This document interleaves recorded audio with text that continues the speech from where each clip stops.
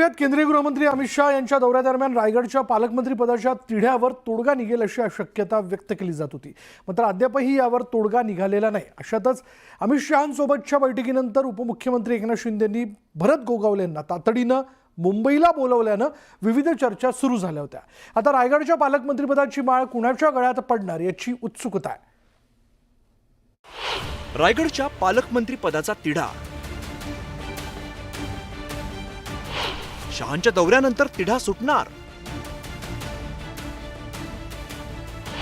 रायगडचं पालकमंत्री पद कोणाला मिळणार?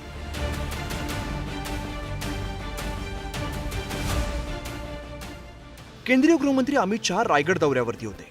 या दौऱ्यादरम्यान त्यांनी एनसीपीचे खासदार आणि प्रदेशाध्यक्ष सुनील तटकरेंच्या घरी भेट दिली।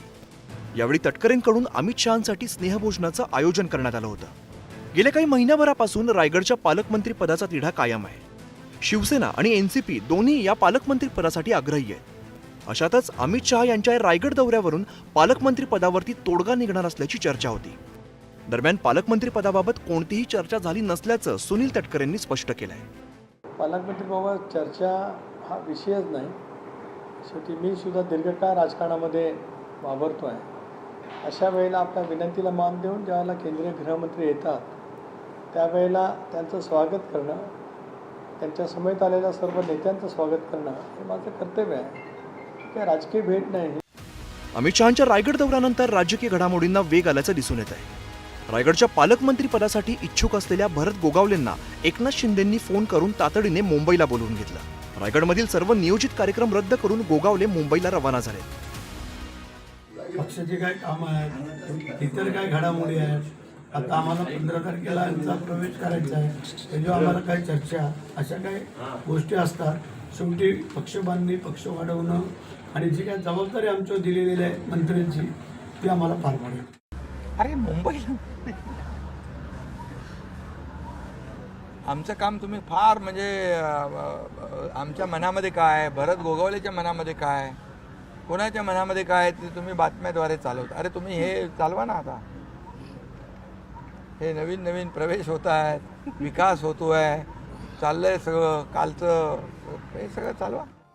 दरम्यान राज्याचे उपमुख्यमंत्री अजित पवारांनीही रायगडच्या पालकमंत्री पदावरून लवकरच तोडगा निघेल असं सूचक विधान केलंय।